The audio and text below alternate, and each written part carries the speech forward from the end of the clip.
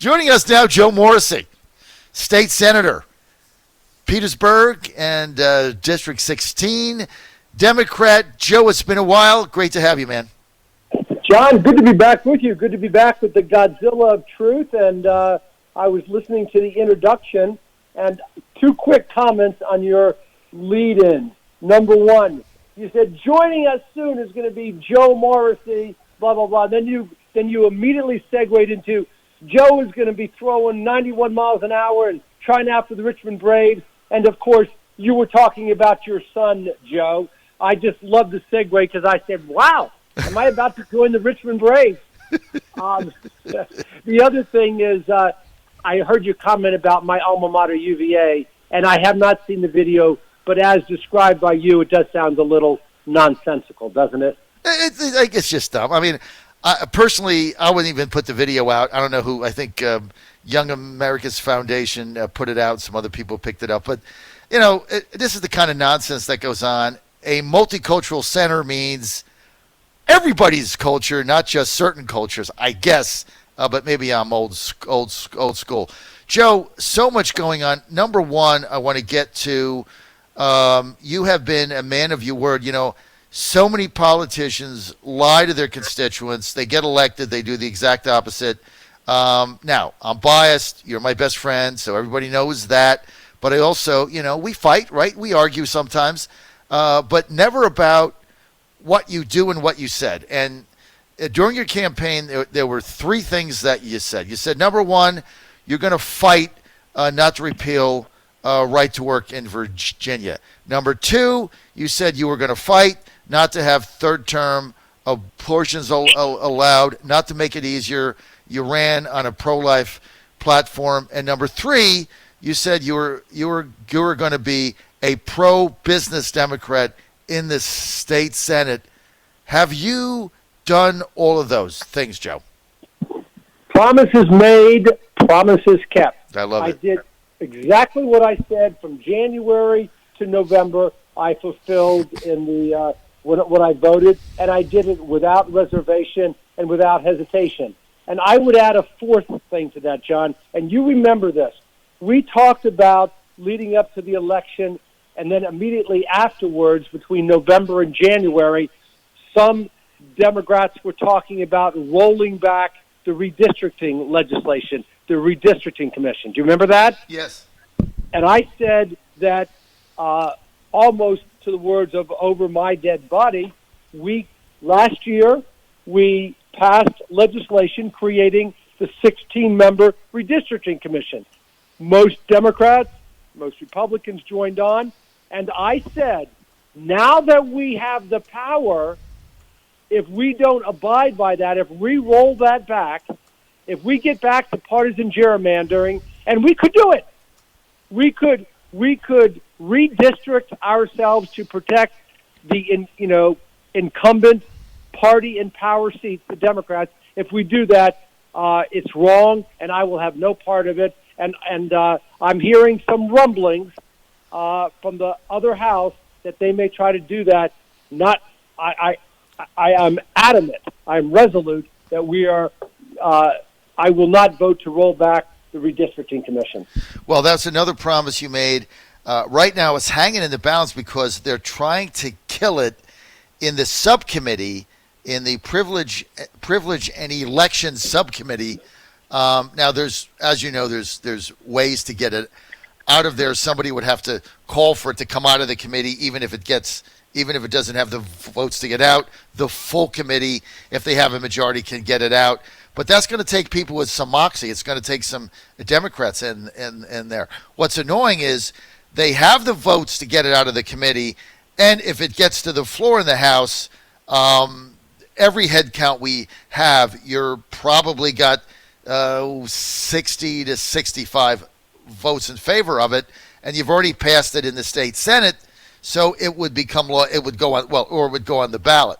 But we don't know how it's going to play out because what the Democrats are saying in the House publicly is not matching what they're doing behind the scenes. Yeah, well, I'm not behind the scenes in their doors. I'm just saying that there are, I'm not the only Democrat that feels this way. We made a promise to the people last year when, and I'm talking about in the 2019 session, a year ago, that we, Democrats and Republicans, said we've got to take the gerrymandering out of politics because it's bad. It's bad locally, statewide, nationally. It's horrible. And we did something positive. Brian Cannon with the Virginia 2021 group, you remember on my show last year, I said the single most important piece of legislation that came out of the 2019 General Assembly was the Redistricting Commission, and it was. And then if we roll that back, change one period, one comma, then it starts all over again, right. And I am adamantly, inextricably opposed to doing that. If it gets to the floor, the Senate's already passed their version, so if it gets to reconciliation, it's going to pass, and then it gets on the ballot, and it becomes a constitutional amendment. It's up to the people, and the last poll that was taken, it's got about 75%, right? Of course, or more. I'm surprised it's not at 95%. Right. But remember, we don't know what comes out of the House, but remember this. The legislation has got to be passed that's identical to last year. You can't muck around with it one bit, okay? Right. One bit.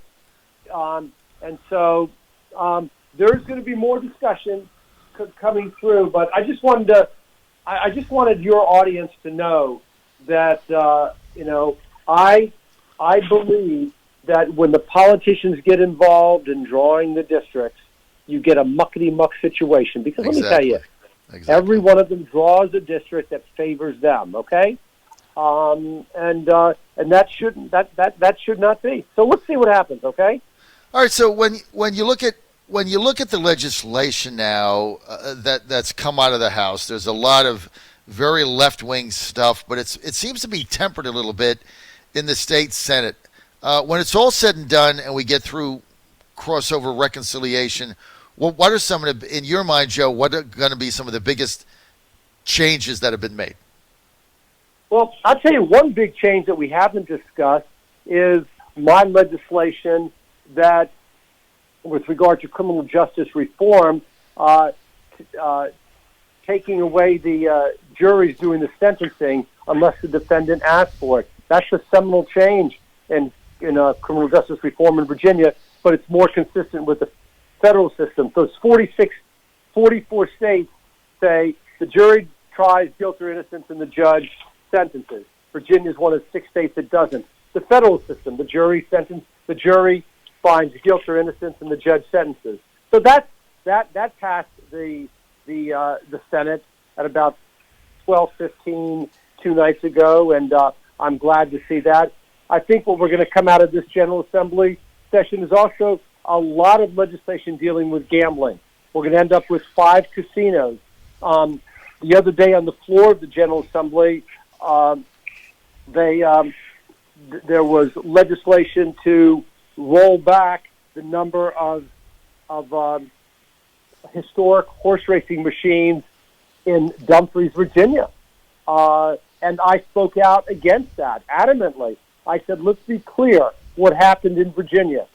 We had a $50 million facility out in New Kent County that was shuttered. I'm talking about Colonial Downs. Right. And a company came in, opened it up, reinvigorated the horse racing industry in Virginia, and they did it knowing that that's a loss leader. They were promised they were able to open up off-track betting. They did. It has brought hundreds of jobs to my South Richmond district. It has. They did exactly what they said they would do with regard to creating jobs and putting money into it. And we cannot pull the carpet out from underneath them. And I gave a floor speech against that. Unfortunately, those machines stayed in there, and we don't know what's going to happen with a casino in Richmond yet. But listen, I'm a businessman, and to those, I'd like. We're going to get a casino, I think, in Richmond, and I think it's good because let me tell you, where's all that money going? Maryland. It's going to Maryland, Joe. Sure, Pennsylvania, West Virginia. It's going to West Virginia. Delaware. Yeah, exactly. Here's the sound. Pause for a second, John.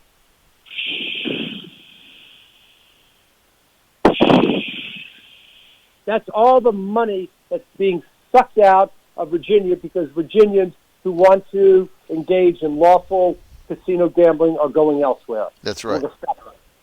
So you're going to get casinos passed, but what about Colonial Downs? I mean, they invested $300 million in Virginia. They revitalized my racetrack that I was just talking about, Colonial Downs. They have a facility in Richmond. They've employed 1,000 people. They pay a minimum of $15 an hour. It's a great employer. So how do you go and get casinos and then not allow Rosie's Colonial Downs to be part of that mix and just basically kick them in the groin after they spent $300 million and created 1,000 jobs? How do you do that? How do you look them in the eye and say, thanks for coming here. Thanks for investing $300 million. Thanks for hiring 1,000 people. Thanks for revitalizing an industry that was completely dead and shuttered. Thanks for giving all those jobs to the horsemen, the people that do hay, feed, blacksmiths. But now we're going to kick you in the teeth because we've got MGM coming in from Maryland who did nothing but take money from us. How do you do that, Joe?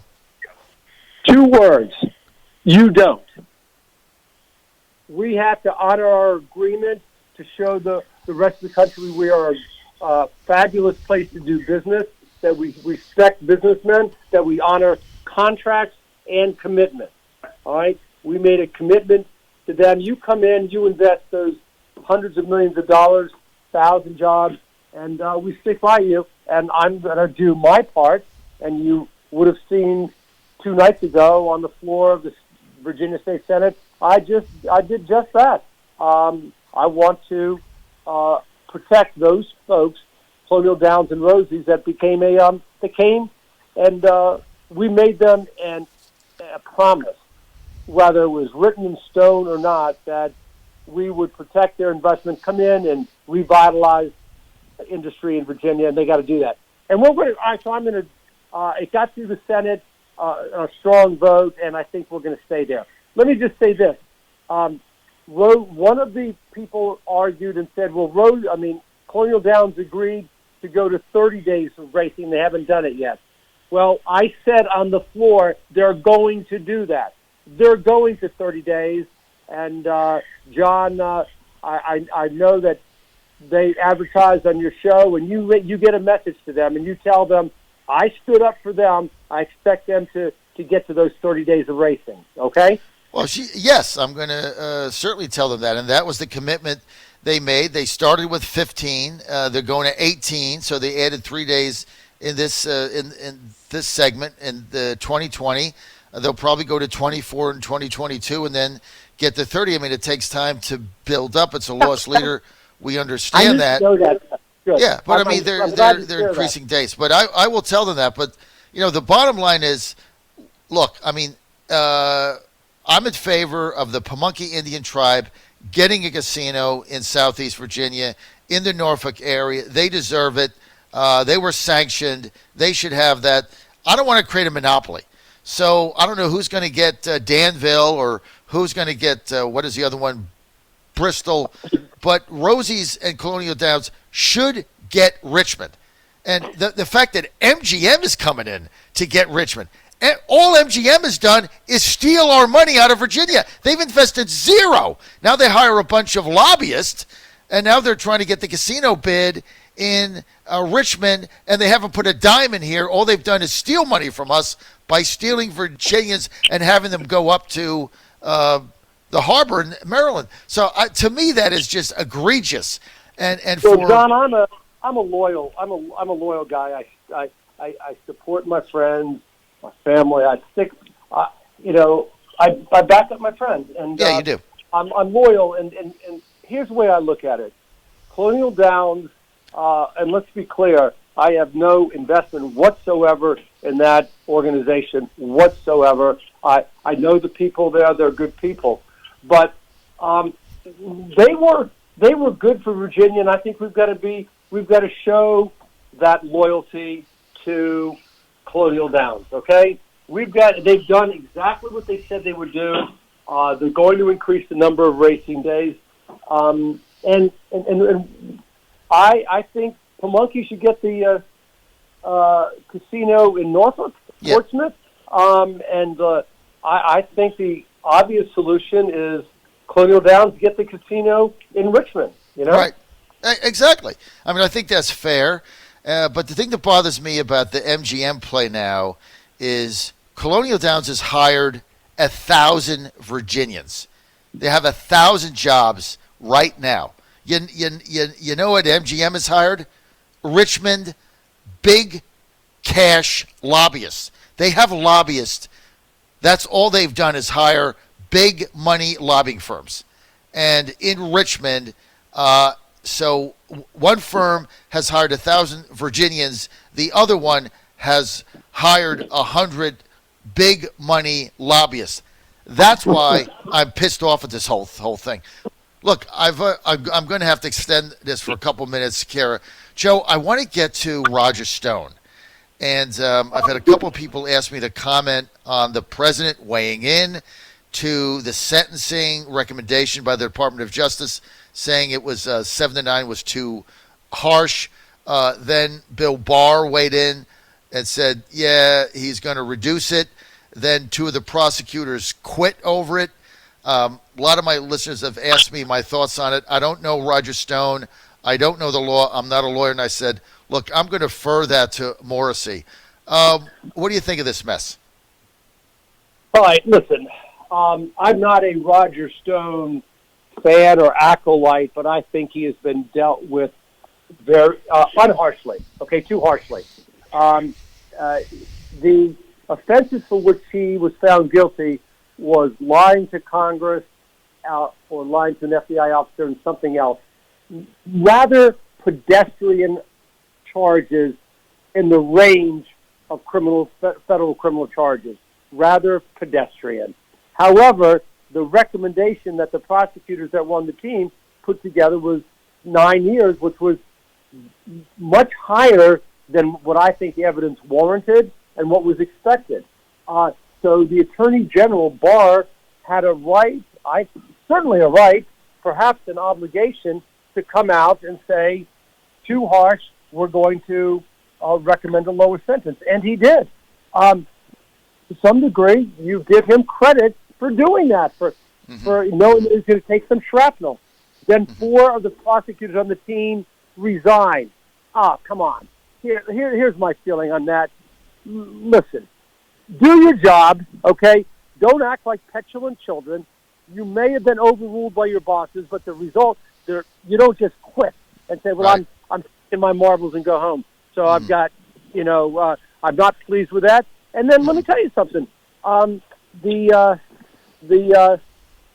I'm going to go even further because, that's what I do. The president weighed in on it. He probably should have kept his lips buttoned and then entered a pardon when he thought it was appropriate because the sentencing has not occurred yet. And then if he went ahead and pardoned him, quite frankly, I wouldn't have a problem with that. Okay? I would not have a problem with that. Let me tell you, here's what Stone did. He went out there and before he was indicted, he, engaged in a little braggadocio, and then he kept poking the prosecutors in the eye after he was indicted. Okay? So what? So what? And I think they went after him because of who he was instead of what he did. Let me repeat that. I think they went after him because of who he was instead of what he did. Am I making my point? Yes. And that's a bad thing when people go after somebody because of who they are. Let's get a scalp. Or let's go after this person so that they'll turn on the real target. And you upset lives and you destroy lives. And I don't think it was warranted. A 9-year sentence. I've been in this business a long time. is so excessive to warrant the Attorney General stepping in. Interesting. Can I be any clearer?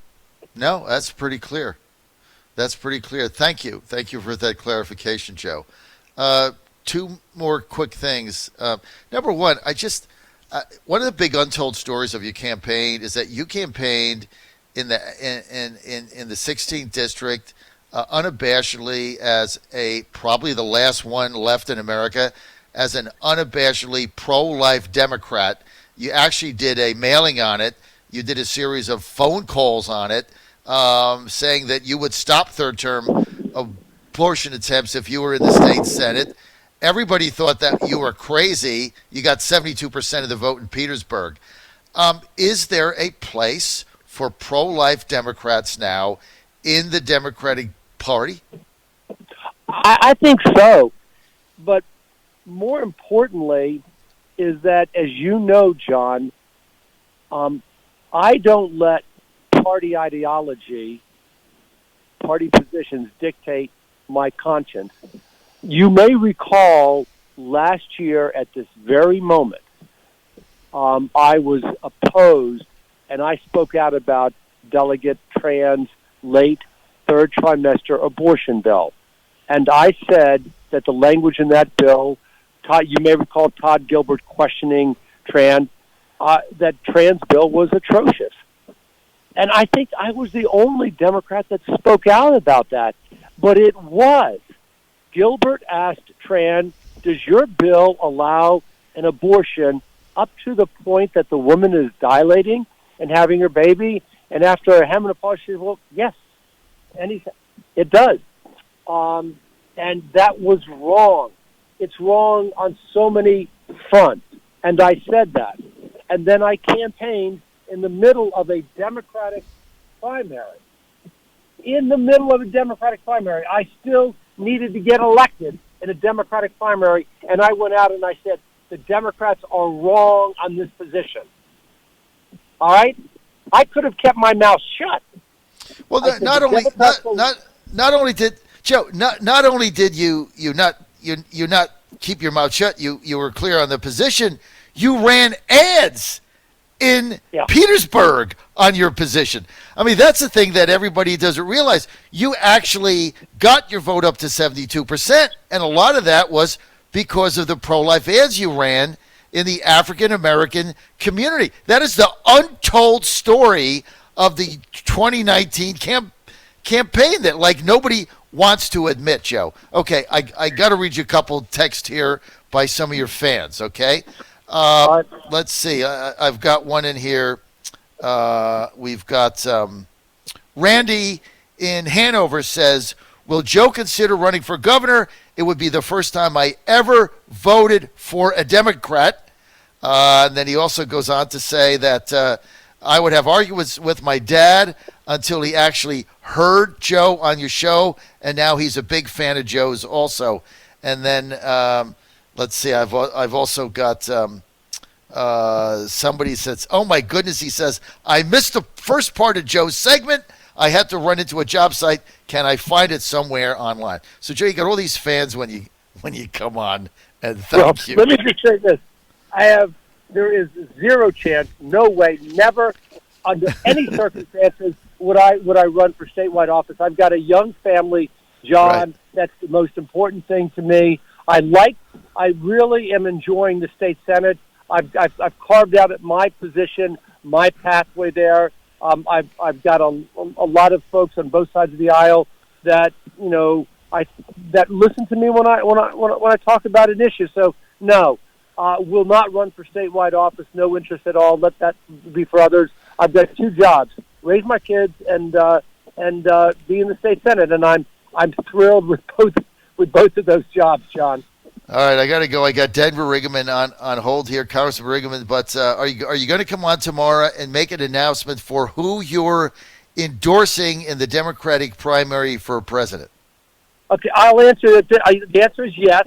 I will come on. But John, remind your voters your listeners, either today or tomorrow, who in January of 2019 predicted would come out on top after New Hampshire. Okay? Remind them who predicted a guy whose name you couldn't pronounce, who was less than 0.1%, and I said to people, this will be the person on the ticket, okay? You've got to listen to this guy, and sure, I'll come on tomorrow. You going to be in Richmond tomorrow?